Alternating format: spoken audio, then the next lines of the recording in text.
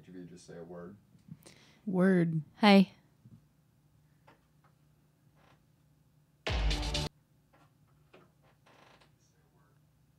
Word. Hey.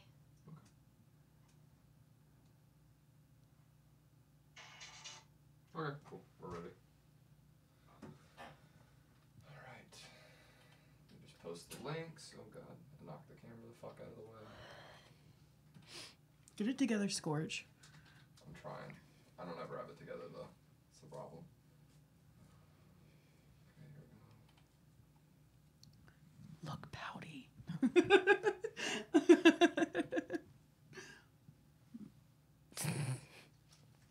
Okay.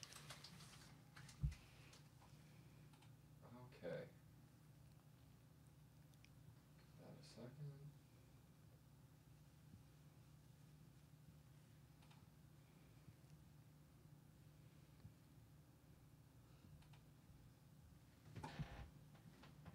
Here we go, episode 5 in 3, 2, 1.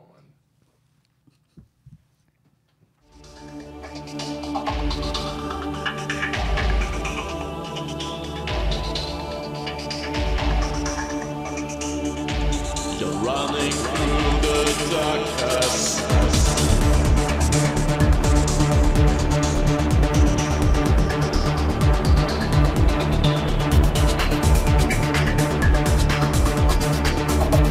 You're running through the darkness.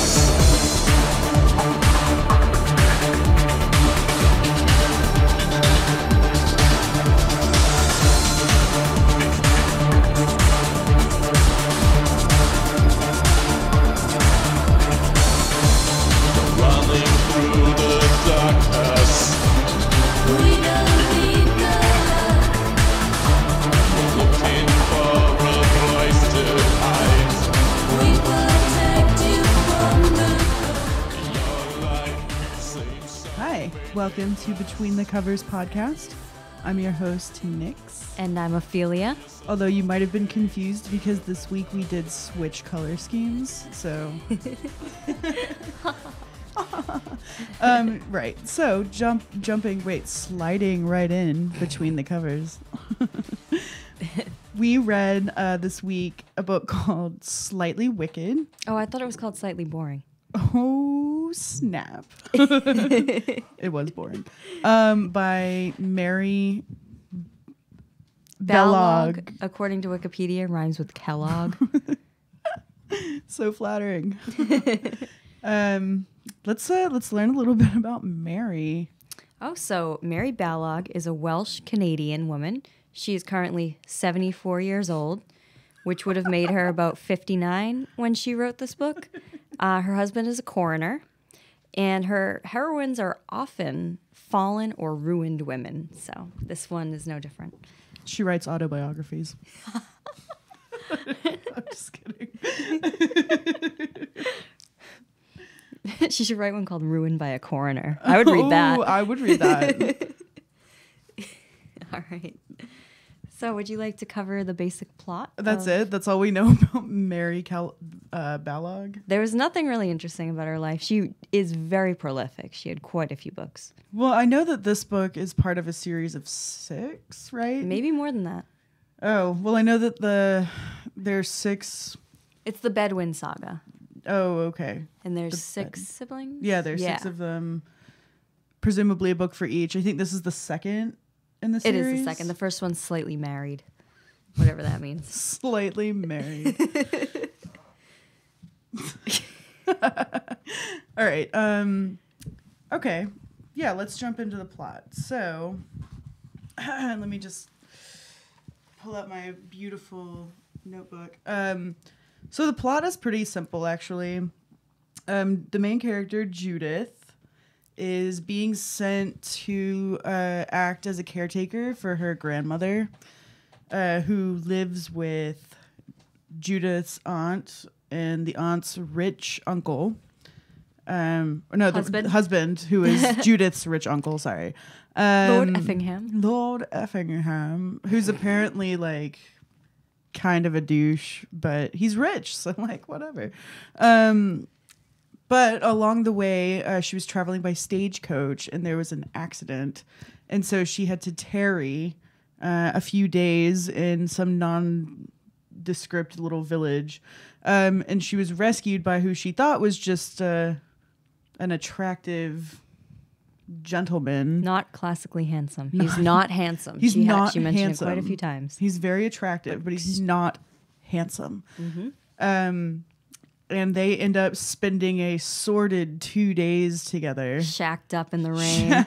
Shacked up in the rain in this little nowhereville town. And then she runs away because she has like lied to him the whole time about who she is. And she makes it eventually to her aunt's and is promptly treated like trash.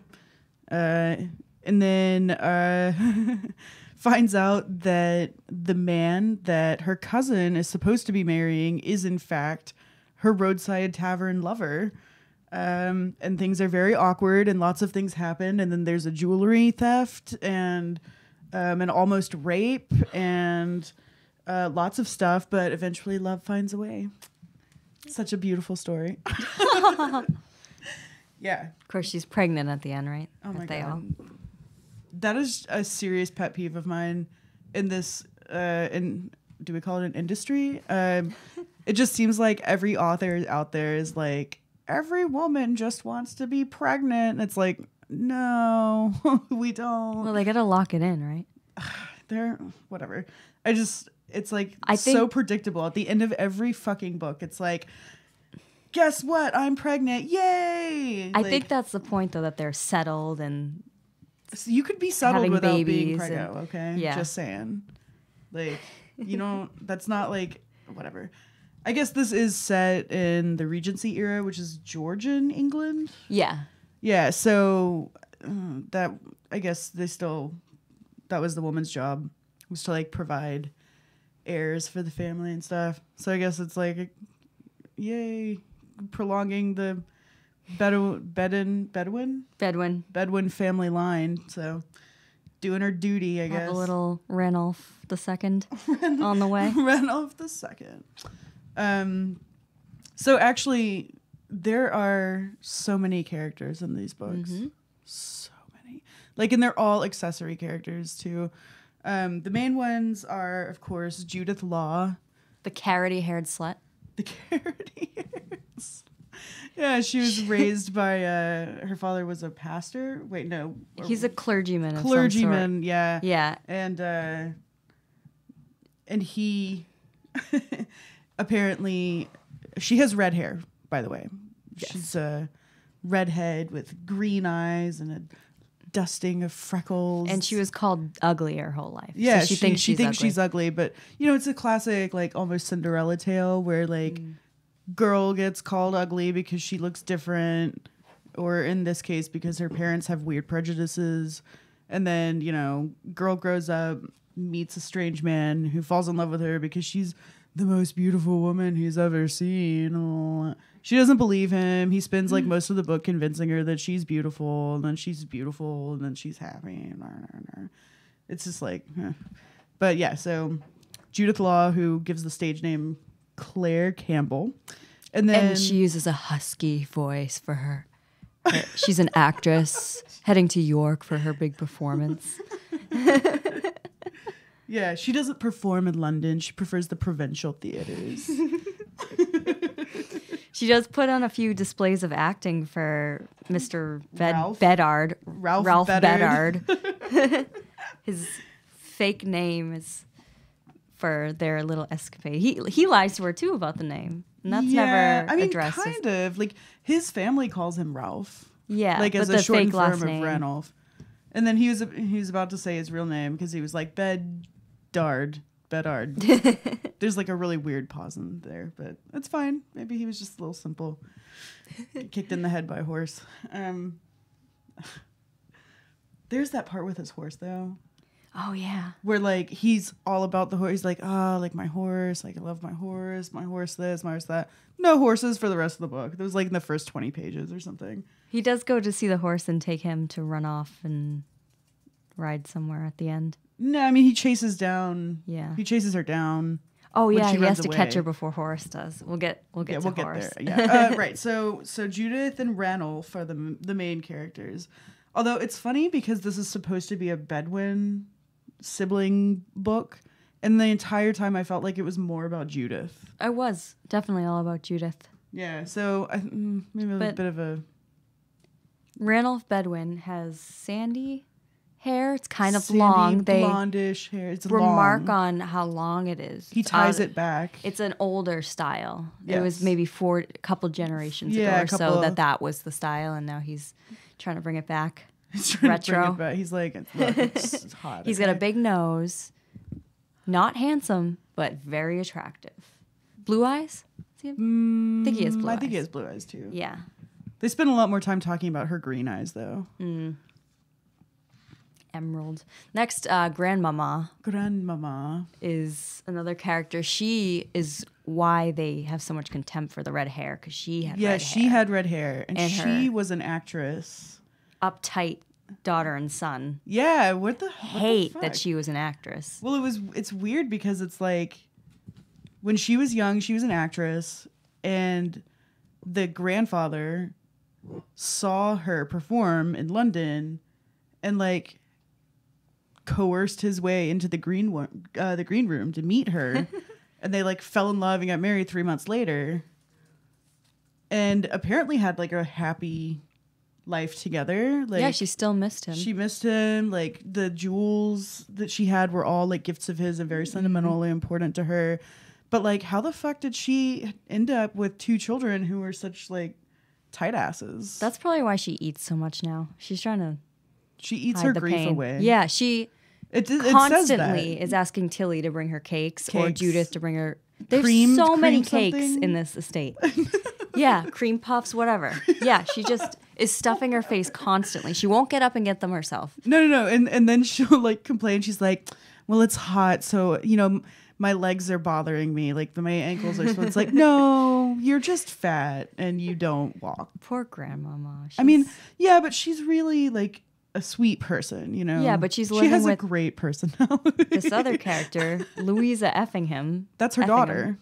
Yeah, she's living with her daughter. She's who's living with her terrible. daughter, who's the worst, literally the worst. Yeah. I like wanted to punch this bitch in the face just reading about her so many times. She treats Judith like poop. Like a servant Yeah, or worse. worse, I feel like. Yeah. And she's always threatening her, like, I'm going to write to your father and tell him, like, I hope he beats you. Like, all this really malicious stuff. Like, it's crazy. And then, They made her take out the seams in all her dresses so she wouldn't look attractive. yeah, they did. They made her reshape all of her dresses to be, like, lumpy. They added panels. Yeah, because they were too form-fitting because Judith is very Oh, she's curvy. curvaceous. Yeah. In all the right ways, apparently. Yeah. So, what's her name? I just know her as Aunt Effingham. Louisa? Louisa. Yeah. What a bitch. And then her daughter, Julienne. Ugh. Who was just like your pretty much typical vapid, empty-headed party girl from that time period.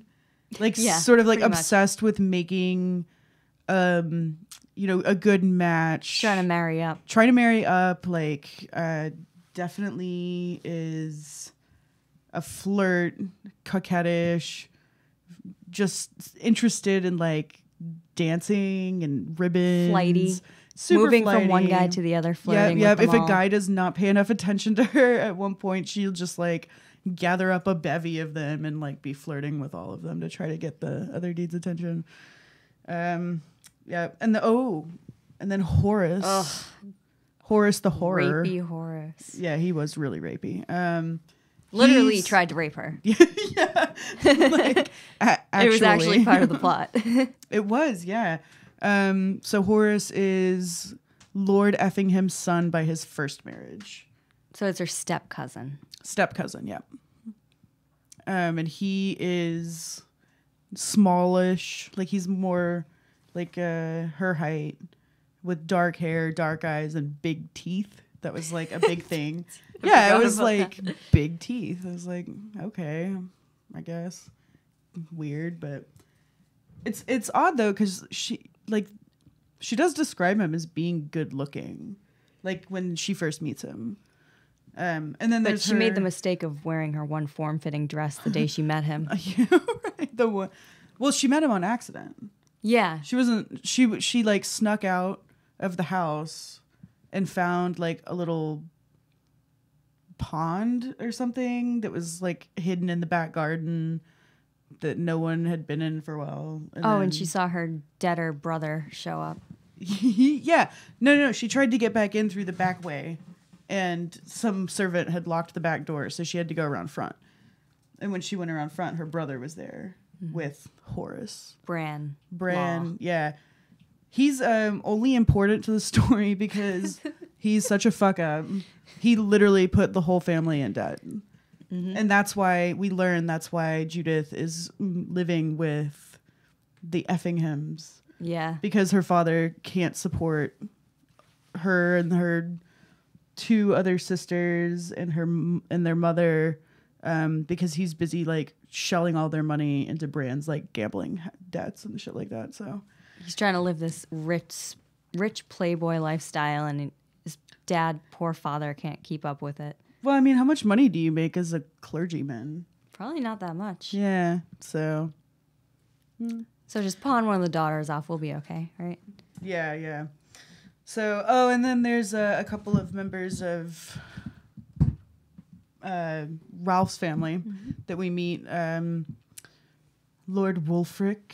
He's the Duke. The Duke. Their father was the Duke, so the oldest brother became the Duke after he passed away. Yeah, and then... he's very cold. He is cold. I want to read his book. He was hot. There's like silver eyes and like dark hair and like a voice that like lowered the temperature of the room when he talked. I was like swooning over this minor character. I was like, fuck all these people. Let's read more about him. They all have the big noses, even Freya, the sister. Well, Freya, the sister, is like a handsome woman. Yeah, she's handsome. Like the description was like she's not like beautiful, but she has like some je ne sais quoi. Something like what Ranulph has, where he's not handsome, but he's attractive. Yeah. But she's handsome. Yeah. So aside from that, there's like all these accessory characters that Tilly the servant, like Ranulph's grandmother, all of the people that come to the house parties that they have and the garden parties that they have, the other suitors, like the friggin' landlord from Bran and London, the debt collectors. Yeah, I mean, there's just so many fucking characters in this book. It's really difficult to keep up with them all. So we didn't.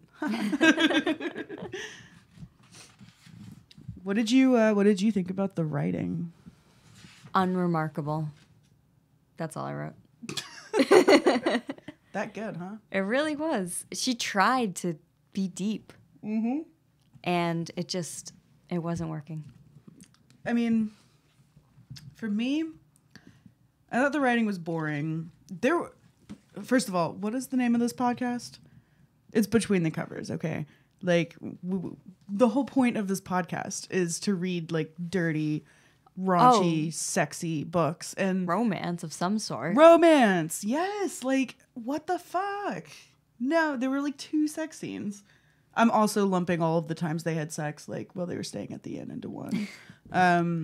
But yeah, like, there was very minimal sex happening, which was disappointing, for sure, for me. It was all Judith resisting Ranulph. Yeah, she was resisting him, and then, like... Proposal resisted. Oh, my God. Yes. Lots of resistance happening, and, like, weird connections between people, but, like, forced connections, and then, like... I don't know. It seemed more like she started to write just, like, a fiction book, and then... Or no, you know what? It did start off romantic. It was like she was daydreaming about a handsome brigand when the carriage overturned. Then she wanted to experiment with non-romance for most of the rest. Right, it was like the first 30% of the book was them like having their sordid little dalliance in the, tavern in this town. And then she was like, all right, what if I wrote like a action romance with less romance? And then like, oh, like, let me, turn this into a drama. And then like, it kept getting dragged out. Yeah. There were just some And then there was a points- jewel heist. There was, for which Judith was blamed. Mm-hmm. And there was a whole bit about that. Like, I suppose that if it hadn't been in the context of this book, it would have been interesting. The whole, like, the jewel heist was like a sham that was thrown together by Horace to get back at Judith because she rejected him. And when he tried to rape her, Ranulph, like, beat him up. And he was like, I'll get you back. It was, like, really silly. So he orchestrates this theft of the grandmother's jewels. Planted evidence in Judith's room. Yep. Judith's like, I wouldn't be that Yeah, it's just like, I'm obvious not that about it. stupid. Like, come on. But everyone believes Horace, of course, because Judith's the, like, dirty, poor relative that nobody likes. And then she runs away. And then they go on this wild goose chase and yada, yada, yada. And oh my God, honestly, there were just points where I was like, can I put this down? Like, I don't want to read this anymore. Like, it's not interesting. And then, finally, after a bunch of cajoling and like meeting his family and meeting her family and like talking around the bush. Finally explaining to her, my brother and my grandmother are okay My with this. entire family is cool with you being poor, bitch. Like, let's get married. Like, it's fine. And she's like, really? Oh, I love you. And it's just like, like, you could still love somebody even if you don't think, like, I don't know, whatever. It was just like, it was bad. It was bad. I didn't enjoy the book, I guess is the bottom line that I'm trying to say. Yeah, I wrote unoriginal ways of trying to extend the plot. Yes. Because it was just like, oh, what can I throw in? How about a jewel heist? How about a chase scene? How about, an indebted brother and, the rich dude paying off the indebted brother's debts to try to win over the sister? And like, oh my God, it just dragged on forever. So much intrigue. Yeah. Okay. Intrigue. Bullshit. No. Oh, and then I also wrote down, oftentimes I felt that the characters' motives for doing things were kind of unclear. Like, or if there was a specific motive for something, then they just like baldly stated it after they made their decision. Like, I'm not going to do this. I feel this way. And it's like, that's very unsubtle, personally. Like, it kind of was reminiscent of, is it Stephanie Meyer who wrote the Twilight series? Yeah. And it's like, when she wants to describe her characters as feeling an emotion, she just writes that they feel that emotion. She's like, oh, what's the main character's name? It's like Bella. Bella. Yeah. She's like, oh, that's really sad, said Bella sadly. And it's just like, it's like that kind of level of like, show us what the character's actions and like the progression of the story and like how their minds change over time and things like that, instead of just like writing it out. Like, this person is sad. This person is proud. Like, ugh. It's just contrived, really. All right, so I think our next section is usually, this is where we give the characters relationship advice. They're going to need it. Yeah, right? So what advice do you have for Ranulph? Ranulph, you should say what you mean. Because he when he was talking to her, he said, oh, I can't stay with one woman. Men have their needs. Yeah. Even after they're married. Yeah, he's like, if I ever got married, like, I could just go have sex with anybody. Whatever. Yeah, so he's telling her this, and she gets this idea about who he is. And then he's like, ooh, I'm in love. I want Judith. She's all I ever want. Let's get married.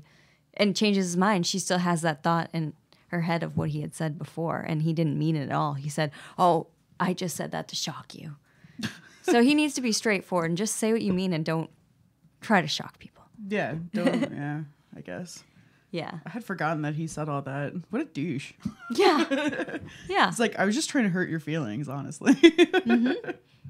And then he was going to marry Julianne just to give grandchildren for his grandmother so she can meet the grandchildren before she dies. I mean, that was sort of a selfless gesture. It was, but Like, he didn't really like Julian because and she didn't she's really not- like her either. No, nobody really liked Julian. Like, weird, right? This stupid, silly. And like, her 17-year-old, wasn't she like 17? Or I think she was 18, but her own mother had to dress down Judith just to make her look better. Yeah, it's just a little ridiculous.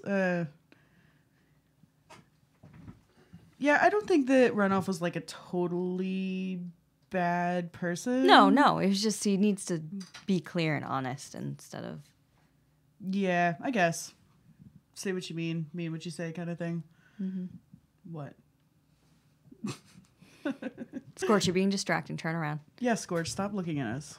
Do you have advice for Judith? I'm looking at you there or something.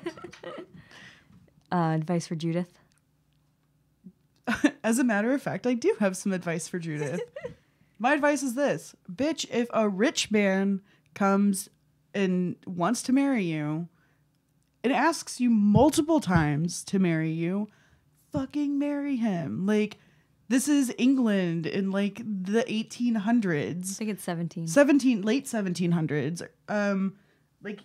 It's like at the beginning of the book, she was just resigned. She was like, I guess I'm just going to be a spinster for the rest of my life. Like, she was 20. Yeah. She's like 22 years old. 22. She's like, I guess I'm going to be forever alone. Like, I just want this one memory to hold me over the rest of my life. like, fuck, dude. Like, drop the noble pretense. Okay, like, you know, we get it. You were raised in the churchy family and you've got your... You want one memory for the rest of your life, or do you want to make a new memory every night? You have Oh my that God. option. Yeah, no. She just needs to get her head out of the clouds. Yeah. And Stop buckle worrying down. about what other people think. also, I mean, people this were mean isn't- to her, but Oh yeah, people were wicked mean to her, and it wasn't okay. She didn't deserve it. yeah. Like, usually I'm okay shitting on the heroine, but she really didn't deserve most of the bad stuff that happened to her. But this isn't really relationship advice as much as it is like life advice for Judith, and that is like run away and become actually become an actress. Like, if she's as good as everybody says she is, which apparently she's very, very good, because everyone was like, whoa, She's you bringing declaim- people to tears. She's bringing people to tears, declaiming like Lady Macbeth's out damn spot speech. Like if you were that good, run away to London, like become an actress, like, you know. But instead, she's like stuck in these tiles of familial duty and Yeah, she's not motivated by her own wants and needs and happiness. yeah, it's very much, which is, I think that makes sense for like an ugly duckling kind of syndrome.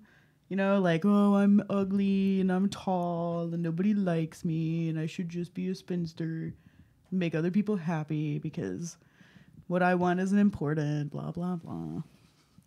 Do you think she's a fallen woman? She is, isn't she? I mean, she's not a prostitute. She's fallen after her night or She nights. loses her virginity to this stranger that she meets on the road.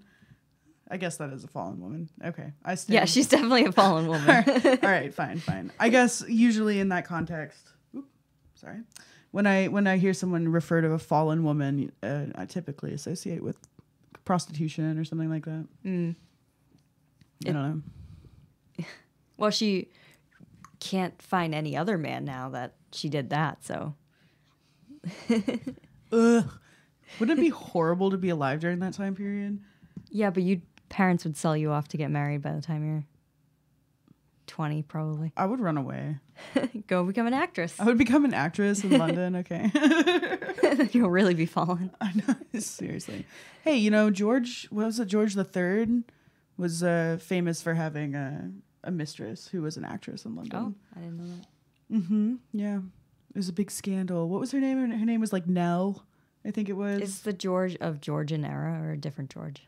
So the Georgian era is the time period during which all 4 kings were named George. Okay. George the First was a German who was distantly related to the English throne somehow.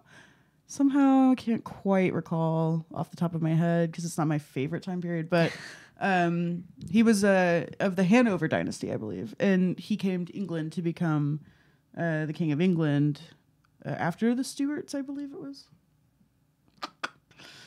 Yeah, I think that's Need what a it was. refresher on this history. Yeah. But anyway, so the Georgian period is the time period during which there were 4 Georges who ruled England: George the First through George the Fourth, and I think it was George the Third who was alive when the Revolutionary War happened. Oh, okay. I think it was George the Third. Don't quote me on that because this is not my time period. All right, let's do some research and then we'll talk about it. Sorry. I'm just talking on my ass. Don't mind me. All right. Ooh, do you have any quotes you want to share? I do. All right, this one I think is a good expression of her trying to be deep. Love is not entirely physical or mental or even emotional. It is larger than any of those things. It is the very essence of life itself, is it not? That great, inexpressible mystery. Hold on, I need to pause for a second. I have some tears coming off. Girl, don't let it ruin your makeup. That we can best grasp through the discovery of a beloved. So deep. That's so sad that like we couldn't even find raunchy quotes, so we just wrote down things that made us laugh. Yeah. I actually had another quote that was the best line that I actually enjoyed in this. Oh yeah. It was Ranulph talking to Horace. To call you worm would be to dishonor the insect kingdom. Oh snap. That is actually kind of a good insult. Yeah. I might use that. I thought that was a good one. But there are few and far between good quotes. Yeah. No, there was one near the beginning of the book that made me chuckle really hard. And it was after they had stopped. So basically the carriage had overturned. Ranulph had just been like innocently riding by and noticed that this carriage had overturned and was like, I'm going to go get you guys some help. I can take one person with me. Oh, hey, hot, busty redhead, hop up on my horse. And so they made it to the town and she's like, oh my God, I'm poor. What am I going to do? Like, you know, I spent all my money on the stagecoach ride and I'm going to have to stay in an inn. And my name's Claire Campbell and I'm an actress. I'm an actress. I'm an actress. You got to be huskier. Yeah, right. Husky. She's husking in his ear. Flashback to episode 1.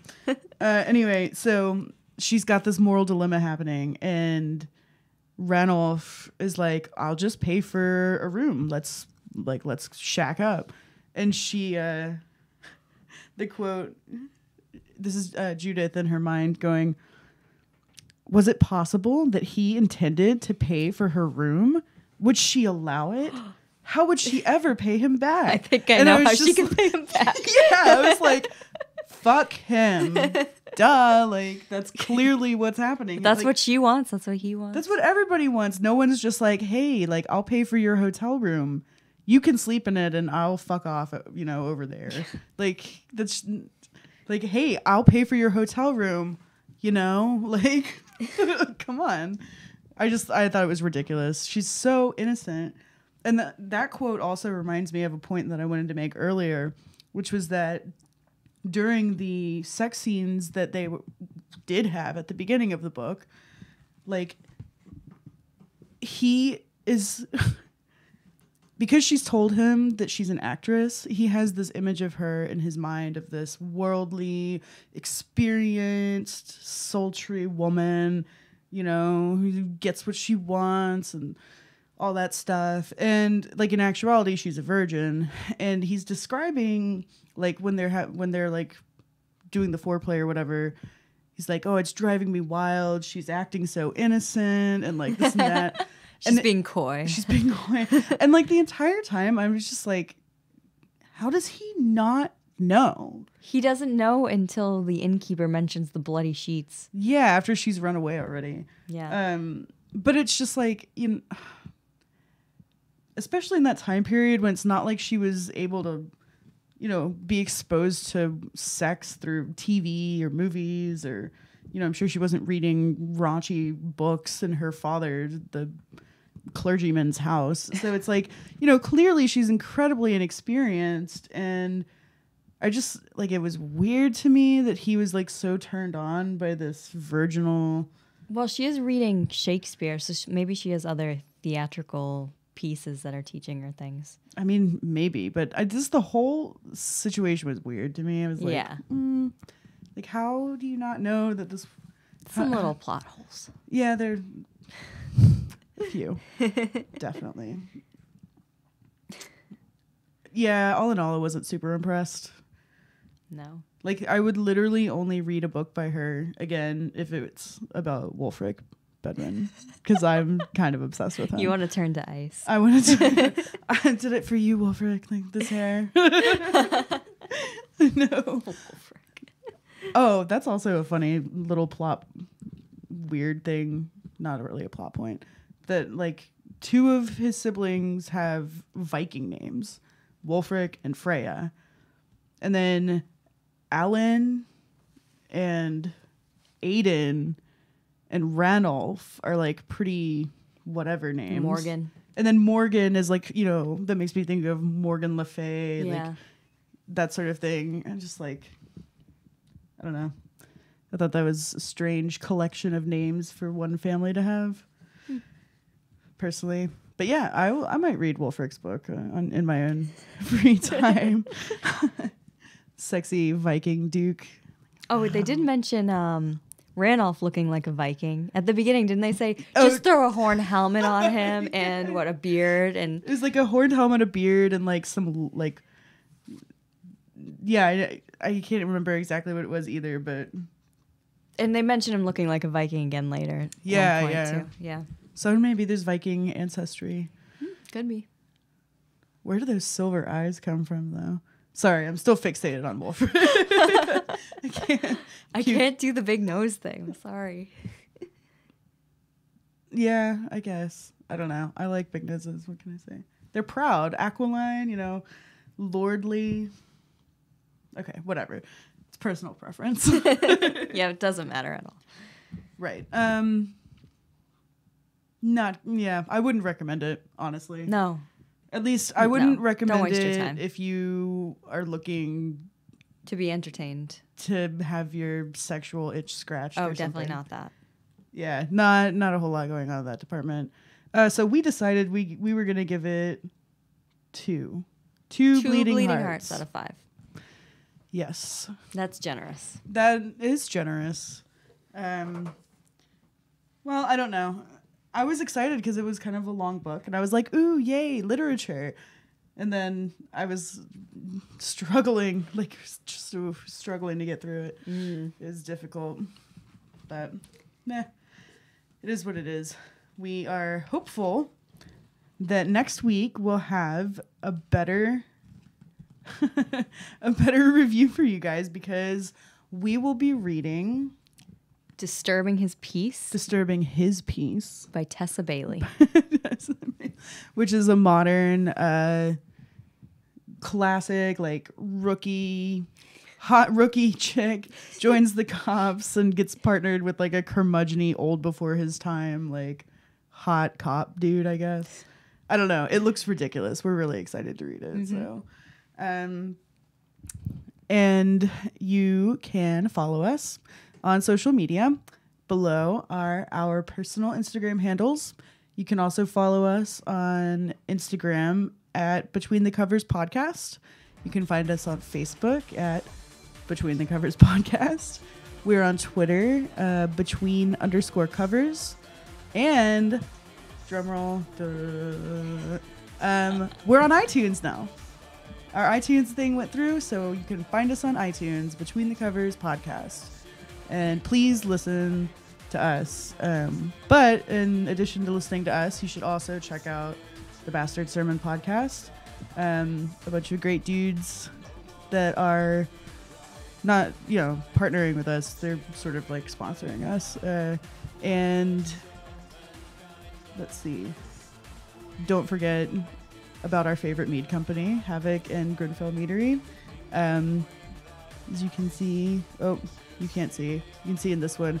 Havoc Meadery, if you're local to Boston or If you're in Vermont, you can find it at most upscale liquor stores. It's the best mead ever. You should totally check it out and drink it, because we do a lot. And I think, is that it for my plugs? Do you have any plugs you want to throw in there? This one guy named Steve. No, shut up, Scorch. Jesus Christ. We do also have an email. Oh, if you we want to do. send Yeah, us. that's true. Our email is betweenthecoverspodcast@gmail.com. Questions, comments, concerns, recommendations on books to read. If you've seen a really shitty looking novel in the grocery store, we'd love to hear about it. Also, we're pretty active on Facebook, so shoot us a message there, write on our wall, send us pictures of your cats. I don't know. Yeah, I think that about wraps up our broadcast tonight. This was our first live broadcast. We're pretty excited about it. We hope you guys enjoyed it. We'll be doing probably one live podcast a month, just to keep things cool and interesting. So, tune in next week for Disturbing His Peace. yes. And thanks for joining us. Good night. Good night.